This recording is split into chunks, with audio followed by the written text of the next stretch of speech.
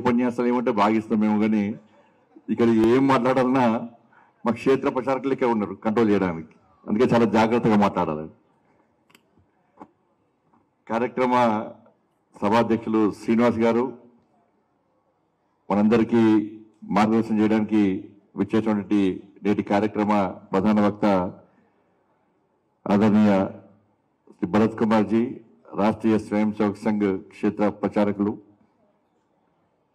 Shri Raghavan G, అఖిల భారత గోసేవ ప్రశిక్షణ ప్రముఖ గారు, శ్రీ మాననీయ సుందరెడ్డి గారు, రాష్ట్రీయ స్వయం సేవక్ సంఘ్ ప్రాంత సంఘచాలకులు, మాననీయ శ్రీ లింగం శ్రీధర్ జీ, రాష్ట్రీయ స్వయం సేవక్ సంఘ్ ప్రాంత ప్రచారక్ గారు, అదేవిధంగా ప్రభుత్వ అధికారులైనటువంటి శ్రీ మంజునాథ్ గారు, శ్రీ మదన్ మోహన్ గారు, విచ్చేసినటువంటి పెద్దలకు,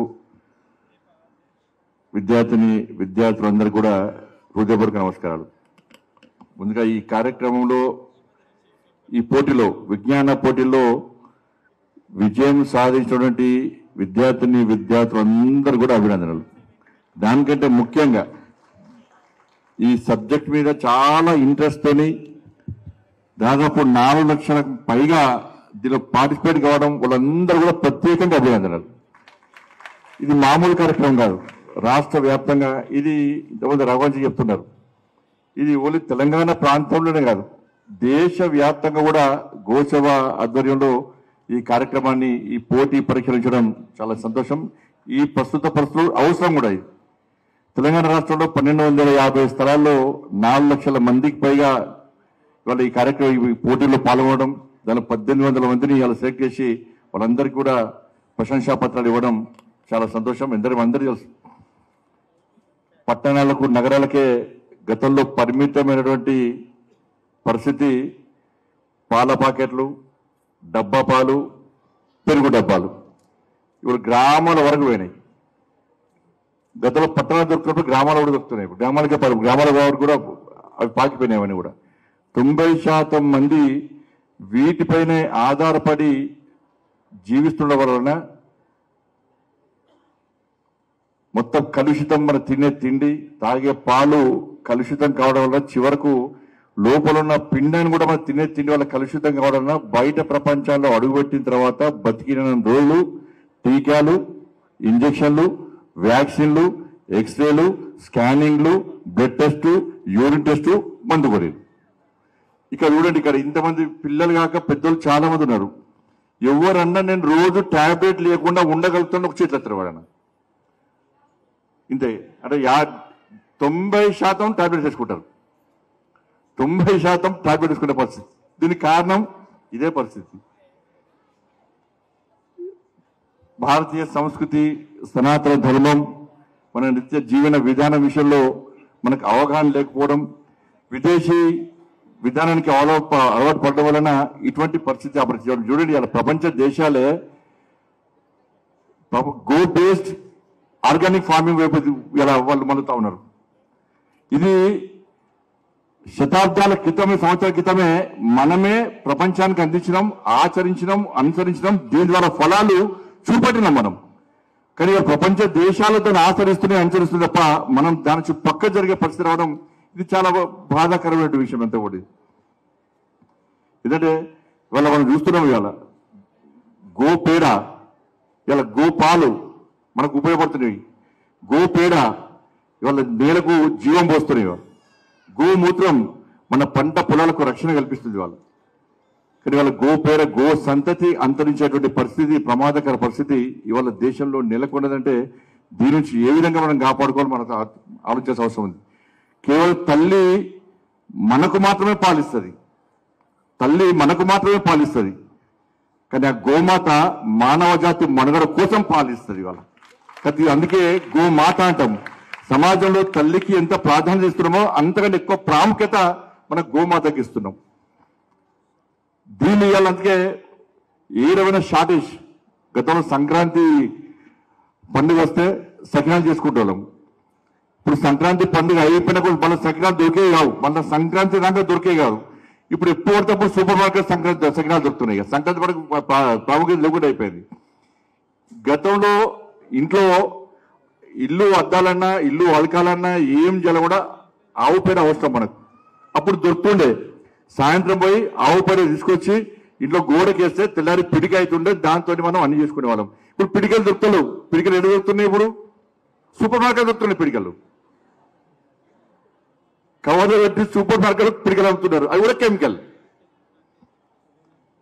కాబట్టి అందుకే ఇప్పుడు వ్యవసాయం కూడా అదే పరిస్థితి వచ్చింది. వాళ్ళ కెమికల్తో కూడినటువంటి యూరియా డిఏపీలు వాడడం వలన ఇవాళ మనం తినే తిండి కూడా పూర్తిగా కలుషితమై ఏ విధంగా ఇబ్బందులు పడుతున్నామో మనం ఆలోచించాల్సిన అవసరం ఉంది. ఇటువంటి పరిస్థితుల్లో ఇటువంటి శిక్షణ సంబంధించి ఇటువంటి కార్యక్రమంలో పోటీ పరీక్షలు ఇచ్చడం చాలా అవసరం.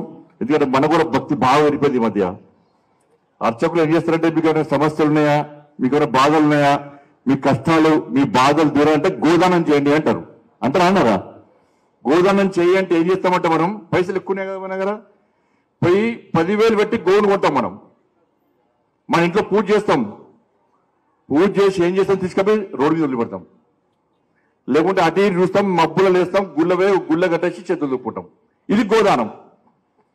మీరు రోడ్డు మీద వేస్తే ఏమవుతుంది? గోవు ఏం చేస్తుంది? ఏం ప్లాస్టిక్ తింటుంది, చెడు వస్తువులు తిని రోడ్డు మీద పడిపోతుంది. అది ఆ వ్యక్తి ఏమనుకుంటాడంటే, గోదానం చేయమంటే నేను 20,000 పెట్టి 30,000 పెట్టి గోవు అనుకున్నమాటి నా సమస్యలు తీరుతాయి, నా కోరిక తీరుతాయి అనుకుంటుంది తప్ప, నేను కొన్న గోవును తీసుకొచ్చిన గోవును పూజ చేసి నేనే సాదుకోవాలని చెప్పి ఆలోచన మనిషిలో కూడా వస్తలేదు. ఇది చాలా పొరపాటు. దీనివల్ల పాపం ఇంకా ఎక్కువైతాయి, రోగాలు ఎక్కువైతాయి. మీరు అనుకున్న కోరికలు కాదు, ఇంకా సమస్యలు ఎక్కువైతాయి.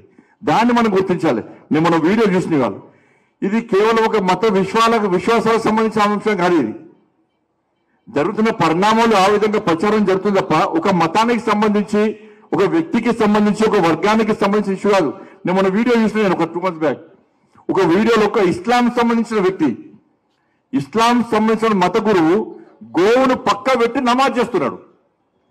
గోవును పక్క పెట్టి నమాజ్ చేస్తుంటే వాళ్ళు పోయి అడుగురు, నువ్వు నమాజ్ ఎందుకు చేస్తున్నావు అంటే, నేను 41 రోజుల పాటు నేను గోమూత్రం తాగిన, తీర్థంలాగా స్వీకరించిన, నాకున్న వ్యాధులు పోయినా కాబట్టి ఆ సెంటిమెంట్ నా లోపల బలపడ్డది కాబట్టి నేను గోవును పక్క పెట్టుకొని నమాజ్ చేస్తున్నా.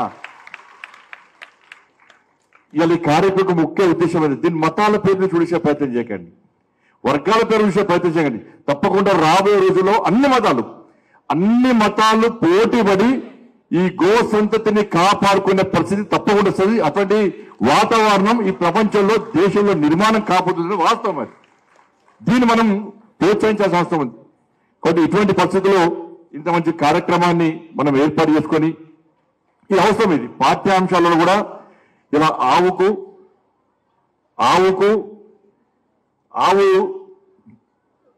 దానికి ప్రాధాన్యత, దానికి ప్రాముఖ్యత ఈ విషయంలో మనకు రాబోయే తరాలకు అందించాలంటే తప్పకుండా దీన్ని పాఠ్యాంశాల్లో చేర్చాల్సిన బాధ్యత ఉంది. దీన్ని ప్రచారం చేసుకోవాల్సిన బాధ్యత తప్పకుండా ఉంది. ఈ విషయంలో అందరం కూడా వివరించాల్సిన అవసరం ఉంది. కానీ దురదృష్టవశాత్తు పాలకులు, రాజకీయ నాయకులు దీన్ని కూడా ఒక మతం పేరుతో చూసేటువంటి ప్రయత్నం చేయడం వలన ఈ పరిస్థితి ఉత్పన్నమవుతున్నది. అందుకే కేంద్రంలోని నరేంద్ర మోడీ ప్రభుత్వం దీనికి సంబంధించి అనేక సంక్షేమ పథకాలు, అనేక స్కీమ్స్ కూడా నరేంద్ర మోడీ ప్రభుత్వం ఇవాళ అందించే ప్రయత్నం చేస్తున్నది ఈ గో సంబంధించి. అందుకే వ్యవసాయ అనుసంధాన ఉత్పత్తుల మీద GST కూడా మనం తీసేస్తాం. మనం ఈ తెలంగాణ రాష్ట్రంలో 4 కోట్ల జనాభా, 4 కోట్ల జనాభాలో 42 లక్షల పశు సంపద మనకు ఉంది. 42 లక్షలు ఈ ప్రభుత్వ అధికారిక లెక్కల ప్రకారం. కానీ దానిలో 50% పాలివని 50% పాలివని జంతువులే, ఆవులే. ఇవాళ ఇంకా 50% ఏదో ఉపయోగపడతాయి, కేవలం భాగ్యనగర్ మాత్రమే ఉపయోగపడతాయి. అందుకే గ్రామాల్లో డబ్బపాలైనాయి. కాబట్టి ఈ విషయంలో మనందరం జాగ్రత్తగా ఉండాల్సిన అవసరం ఉన్నది. కాబట్టి గో సంతతిని కాపాడుకోవాల్సిన అవసరం ఉంది. గో యొక్క ప్రాముఖ్యతను ప్రచారం చేయాల్సిన అవసరం ఉంది. దురదృష్టవశాత్తు వాళ్ళ గో రక్షకులు వాళ్ళు అనేక మంది ఈ గో రక్షణ కోసం ప్రయత్నం చేస్తున్నారు. చాలా మంది అనుకుంటారు గోవులను కాపాడాలి, గోవులను రక్షించాలి, మీరు ఫైట్ చేయాలి అని చెప్పారు. కానీ ఎవరు రోడ్డు మీకు ఎవరు రారు. మళ్ళీ ఇవ్వాల్సింది ఎవరు? బజరంగ దళం, హిందూ ఆయనో, విశ్వ హిందూ పరిషత్. కానీ ఇవాళ ఏమైంది పరిస్థితి? గోవులను బలిచ్చి గోవులను వధించే వాళ్ళ చేతులు తుపాకులు ఉంటున్నాయి. ఎవరైతే గో రక్షణ చేయాలని చెప్పి ఉన్న కార్యకర్తలు ఉన్నారో వాళ్ళ మీద కేసులు అవుతున్నాయి. వాళ్ళ చేతిలో తుపాకులు, వీళ్ళ మీద కేసులు అవుతున్నాయి. ఇటువంటి పరిస్థితి నుంచి మనందరం బయటకు రావాల్సిన అవసరం ఉన్నది. కాబట్టి అందరం కూడా ఈ మతం ఆ మతం కాకుండా అందరం కూడా ఈ గో సంతతిని కాపాడు కోసం, గో ప్రాముఖ్యతను సమాజానికి వివరించడం కోసం మనమంతు బాధ్యతగా భావించి ముందుకు సాగాల్సిందిగా మీ అందరికీ విజ్ఞప్తి చేస్తూ ఇంతమంది కార్యక్రమాల్లో పాల్గొనడం అదృష్టంగా భావిస్తూ ముగిస్తున్నాను. భారత్ మాతాకి జై, జై శ్రీరామ్, జై గోమాత.